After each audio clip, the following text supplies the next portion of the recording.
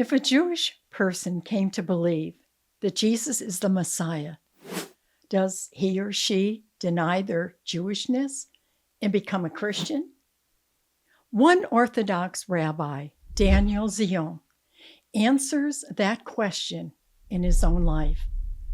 This is actually part 2 of a podcast about how an Orthodox chief rabbi and a bishop in the Bulgarian Orthodox Church saved the Jews of Bulgaria from the Nazi death camps. What happened after the war ended? This podcast answers that.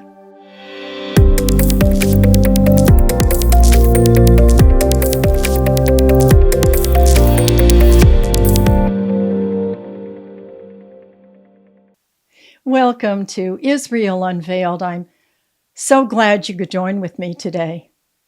This podcast is the second part of an amazing story that came to light after the collapse of the Soviet Empire in 1989 and a coup in Bulgaria that brought about a new era of openness to that nation. The world heard for the very first time the story of how 11 brave bishops of the Bulgarian Orthodox Church, led by Bishop Metropolitan Stefan and Chief Rabbi Daniel Zion, together saved the 50,000 Jews of Bulgaria from being deported to the Nazi death camps and certain annihilation. I hope you'll see part 1. But I want to share the story that was within that story that is equally inspiring. And it's told in a book called Legacy of Hope by Avi Mizrahi, and it's available on Amazon. Almost from the moment that Chief Rabbi Daniel Zion arrived in Sofia, in Bulgaria, he became involved in the Zionist movement that was supported by many of the Jews in Bulgaria. Before the war, the relationship between the Christians and the Jews was very cordial, and it certainly was different from all the other European countries. Rabbi Daniel and Metropolitan Stefan of the Bulgarian Orthodox Church, together, they shared the same heart for the needy of the capital city of Sofia. The two communities often worked together in various projects, and the two leaders formed a friendship that was built upon mutual trust and respect. It's said that they often had long discussions, both intellectually. They were gifted, and so you can imagine how stimulating those times together must have been for each of them. In Avi's book, he writes of an experience that forever changed Rabbi Daniel. Sometime in 1934, Rabbi Daniel had a vision, and in that vision, he saw a glowing man that came to him, and unable to get an understanding of what it meant, he sought out his fellow colleagues in the Jewish community, but they couldn't offer any counsel. So he decided that he would share it with his friend and colleague, Metropolitan Stefan. And wisely, he was told that, like Eli to young Samuel in the Old Testament, that when the glowing man appeared again, Rabbi Daniel was to respond, "Here am I. Who are you?" Again, the vision came, and Daniel did as his friend directed. And in response, he heard the words, Yeshua. I am Jesus. Immediately, this devout rabbi turned to the unopened Bible with its New Testament that he'd actually received from Metropolitan Stefan as a gift years before.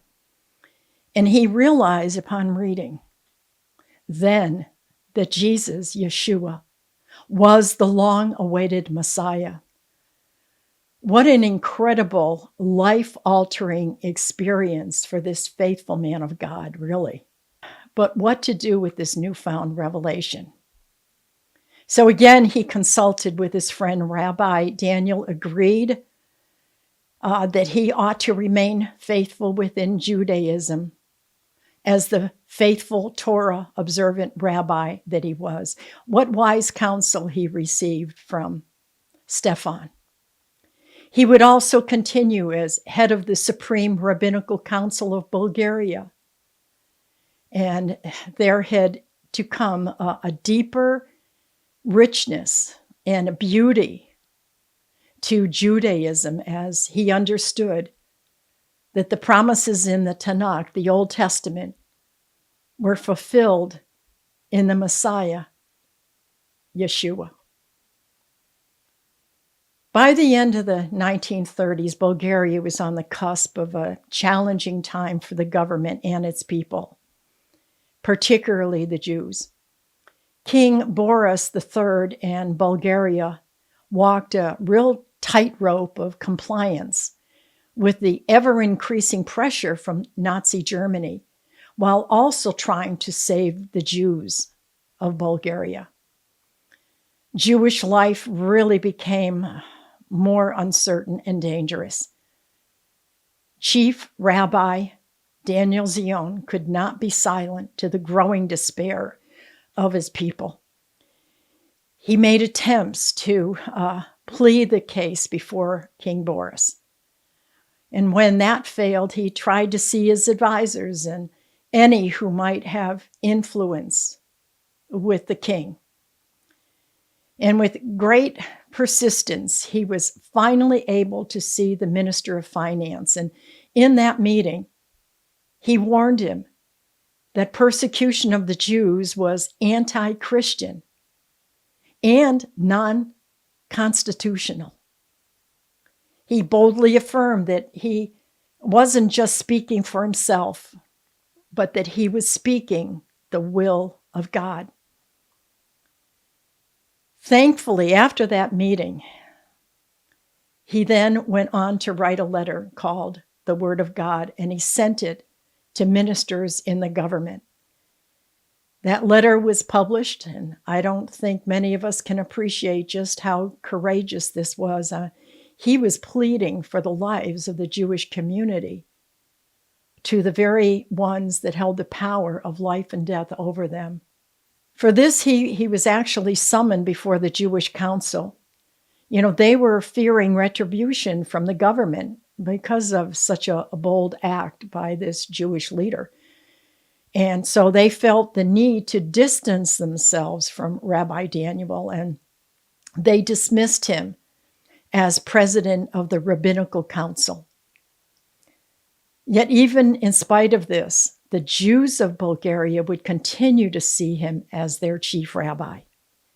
He wouldn't be quieted. And once again, he appealed to the king through his advisor. Several days later, he was informed that the Jews would not be deported.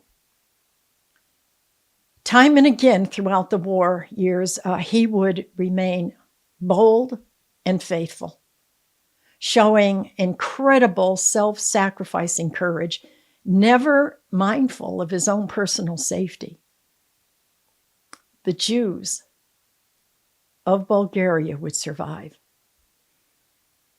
In 1948, Rabbi Daniel Zion made Aliyah to Israel, arriving in the middle of Israel's War of Independence that lasted for 10 months. And finding housing during this time, especially during the early years of the establishing of the state of Israel, housing was very difficult.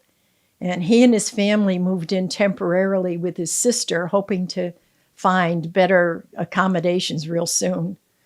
But though he was promised an appointment as one of the chief rabbis of Jaffa, he was unable to find that housing, and so he had to locate south of Jaffa to a humble, tiny apartment with no running water or electricity. Sadly, his wife died the next year. Not long after arriving in Israel, word began to spread that Rabbi Daniel believed in Jesus. The rabbinate in Tel Aviv met to discuss the matter and to gather evidence against him.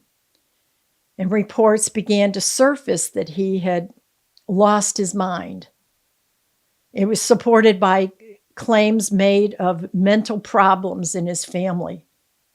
Others said that efforts to restore him to the right path had failed as he clung to his faith in Yeshua. But during this entire time, he refused to be silenced.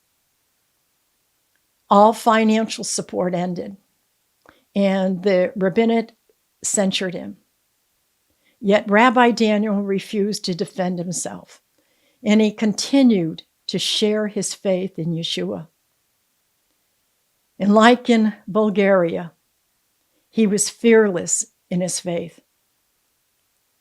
He was willing to pay the price. In the midst of all of these trials, he continued to be loved and respected by many of the people who had known him and his goodness.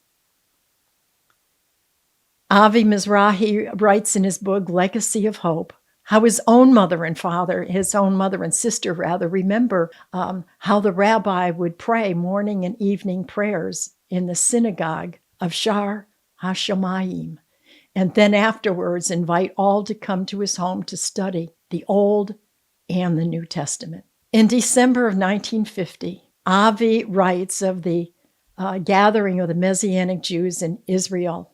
At its very first gathering, Rabbi Daniel Zion was among them, and he was then voted as a spokesperson and as a leader. In the synagogue in Jaffa, he continued to function and to teach and to worship, and he was certainly loved by all.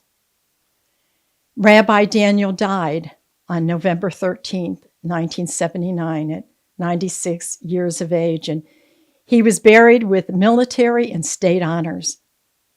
The tombstone of this hero of Israel reads, Rabbi Daniel Zion, Chief Rabbi of the Bulgarian Jewry.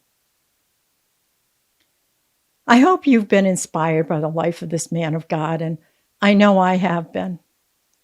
And to learn more of his incredible story and the wonderful testimony of one family who were directly impacted for generations by this man of God, go to Amazon.com and order your copy of Legacy of Hope. I hope you'll join me for other inspiring podcasts. And if you've enjoyed this, I would ask that you would please click like and post. And to see other podcasts like this, click subscribe. Be blessed and shalom.